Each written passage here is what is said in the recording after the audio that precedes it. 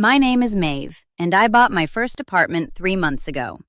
I worked 2 jobs for 5 years, saved every penny, and finally got the keys to a beautiful 1-bedroom in downtown. I was so proud. But my sister Rachel had other plans. "Pass the stuffing, honey," Mom said, smiling at me across the Christmas table. I handed it over, feeling warm and happy. Dad was carving the turkey, and Rachel was on her phone as usual. "So, Maeve," Rachel said, not looking up from her screen, "I've been thinking about your new place." "Oh yeah?" I said, taking a sip of wine. "You haven't even seen it yet." "Actually," Rachel said, finally looking at me with that smile she always used when she wanted something, "I'm moving in next week." I nearly choked. "What?" "Well, you have a 1-bedroom, but the living room is huge. I can put a partition up, make it like a studio. It'll be perfect." "Rachel, I never said—" "Oh, Maeve, don't be selfish," Mom interrupted. "Your sister needs a place to stay. Her roommate situation fell through." "Again," Dad muttered, but no one acknowledged him. "Mom, it's my apartment. I bought it with my money," I said, trying to stay calm. "But family helps family," Rachel said sweetly. "Besides, I already told my landlord I'm leaving. Where else am I supposed to go?" "That's not my problem," I said firmly. "Maeve Elizabeth," Mom gasped. "How can you be so cruel? It's Christmas." "I'm not being cruel. I'm setting boundaries. Rachel can't just announce she's moving into my home without even asking me first." "I'm asking now," Rachel said, shrugging. "And I'm saying no." The table went silent. Dad cleared his throat uncomfortably. "You always were selfish," Rachel said, her voice turning cold. "Ever since we were kids." "That's rich coming from you," I snapped. "Girls, please," Dad said weakly. "Robert, talk to your daughter," Mom commanded. "Tell her she needs to help her sister." "Patricia, it is Maeve's apartment," Dad said carefully. "Thank you," I said. "But," Dad continued, "maybe you could let Rachel stay for a month or 2, just until she finds something?" "No," I said. "Absolutely not." "Fine," Rachel said, standing up. "I'll figure it out myself, like I always do." She stormed off toward the bathroom.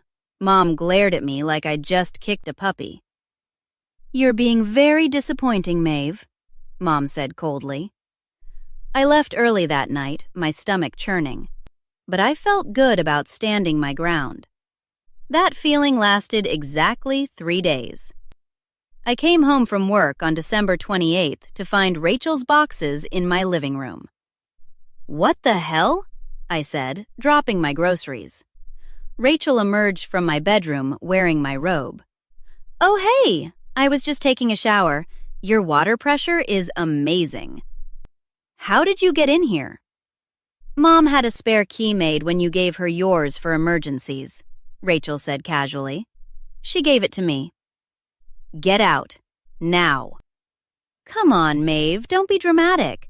I already told you I'm staying." "And I told you no. Pack your stuff and leave, or I'm calling the police." Rachel laughed. "Go ahead. I'm family. They won't do anything."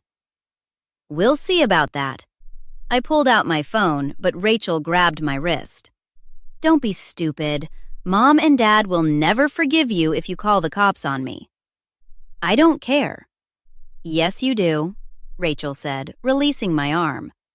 "Look, just give me 3 months. I'll pay you back." "You've never paid anyone back for anything in your entire life." "That's not fair." "It's completely fair. Get out, Rachel. I mean it." "No," Rachel said, crossing her arms. "Make me." The next morning, I went to see Jennifer Brooks, a real estate attorney my friend recommended. "So your sister just moved in without permission?" Jennifer asked, taking notes.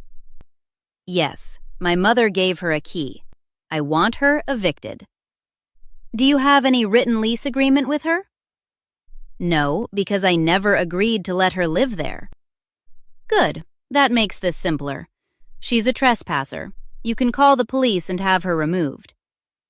I tried. She left before they arrived, then came back later. Jennifer frowned. That's concerning. She's playing games. Let me draft a formal eviction notice. In the meantime, change your locks today. Already done, I said. Smart. Does she have any mail going to your address? Not that I know of. Check with your building manager. If she's tried to establish residency, this gets more complicated. My blood ran cold. You think she'd do that? You said she's manipulative. Better to check. I went straight to my building. Tom, the manager, looked uncomfortable when I asked. Ms. Sullivan came by last week, he said. She said she was your sister and would be living with you.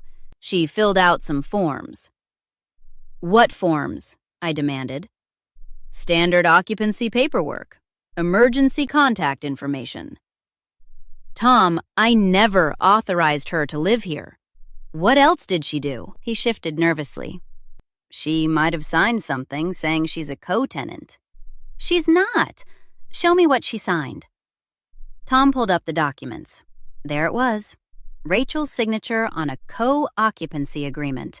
And worse, a document claiming she'd paid me first and last month's rent in cash. This is fraud, I said, my hands shaking.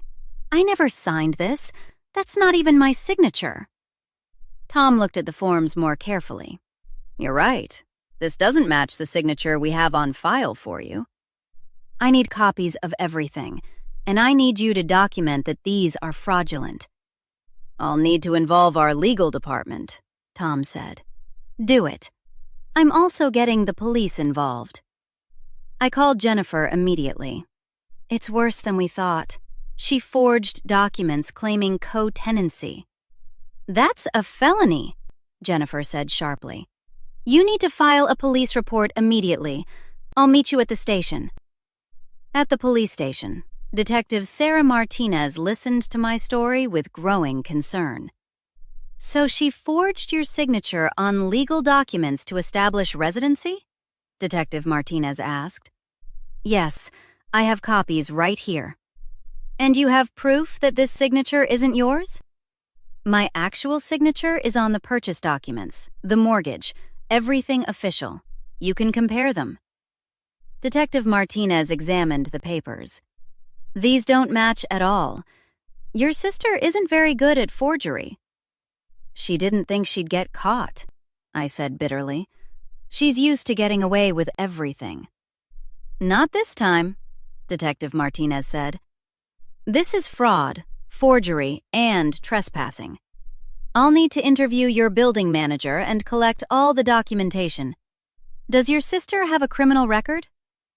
Not that I know of. Well, she's about to start one. Jennifer, you said you're representing Ms. Sullivan? Yes, Jennifer confirmed.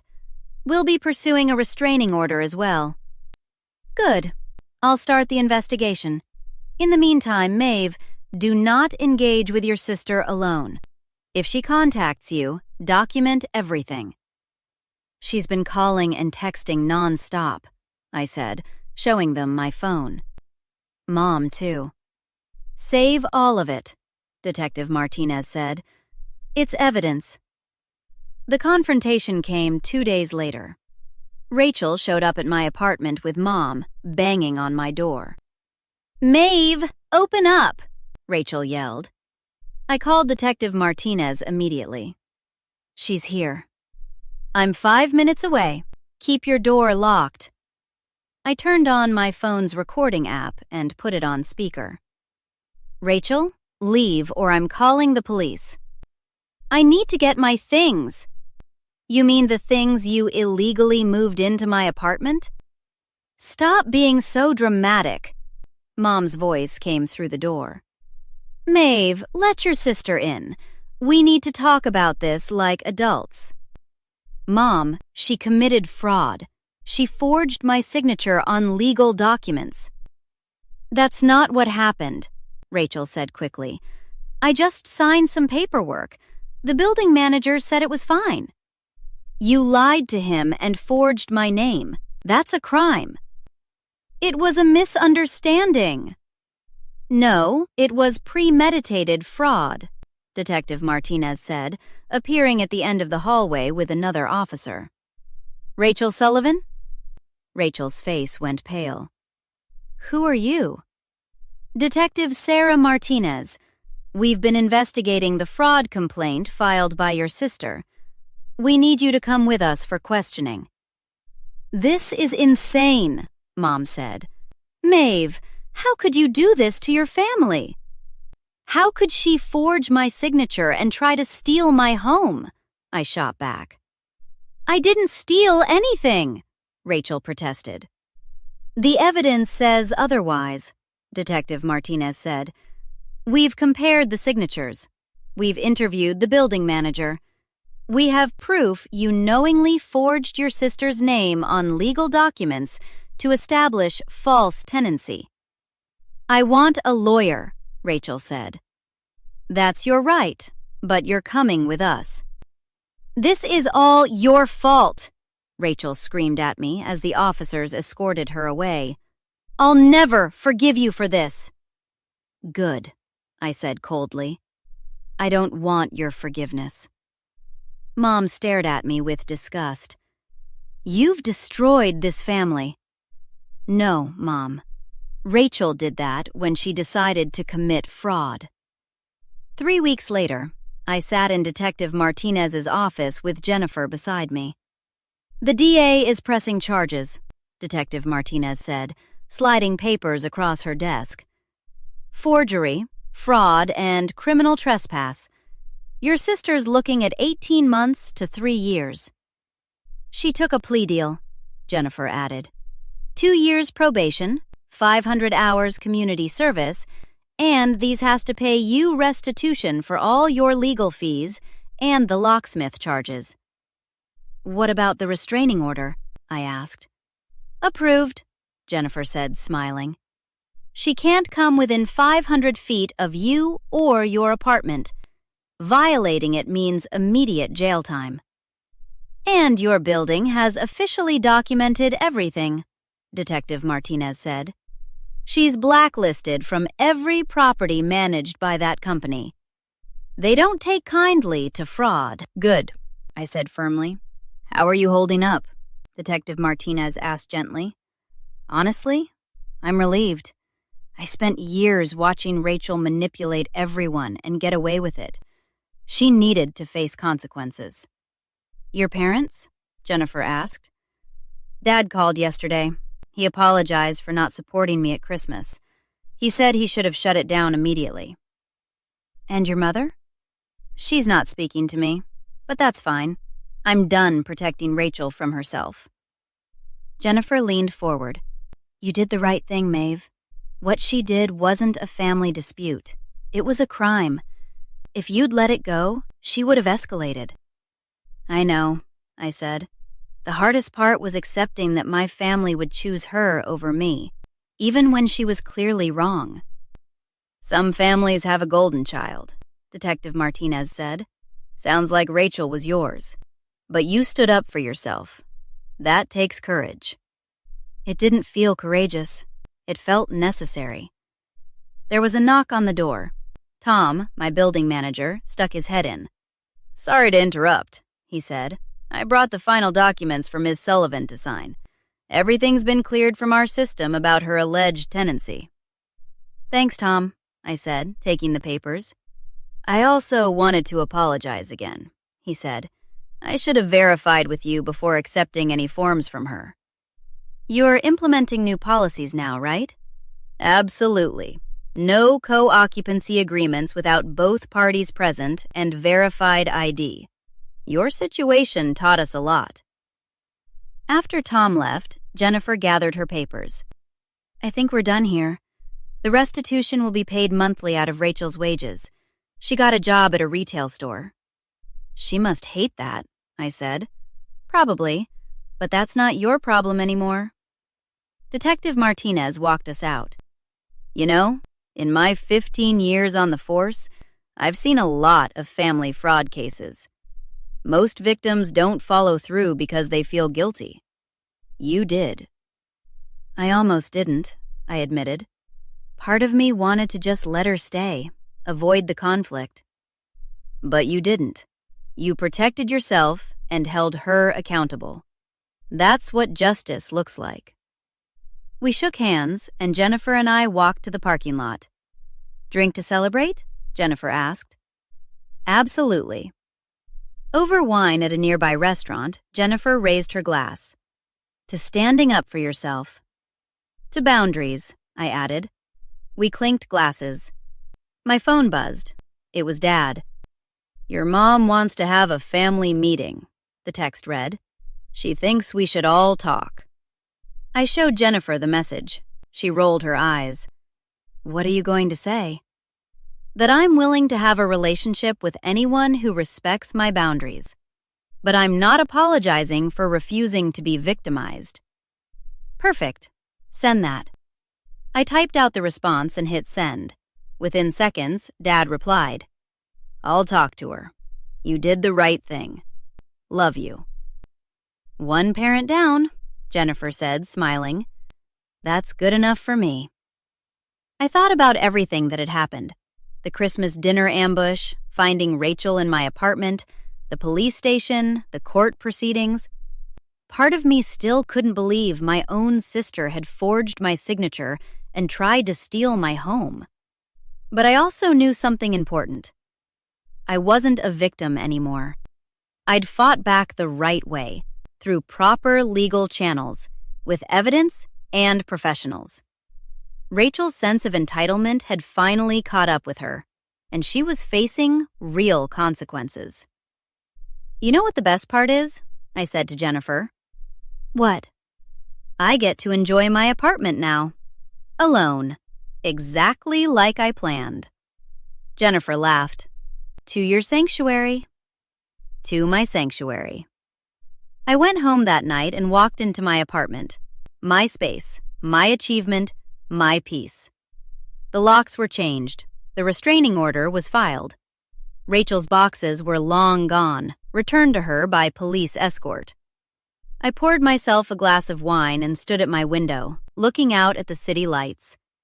Sometimes family doesn't mean letting people walk all over you. Sometimes it means teaching them where the boundaries are, even if it costs you relationships. I'd rather be alone in my own apartment than share it with someone who thought they could take whatever they wanted. Have you ever had a family member try to take advantage of your success? What would you have done if someone announced they were moving into your home without permission? Like and subscribe for more stories about people who refuse to be victims and fought back the right way.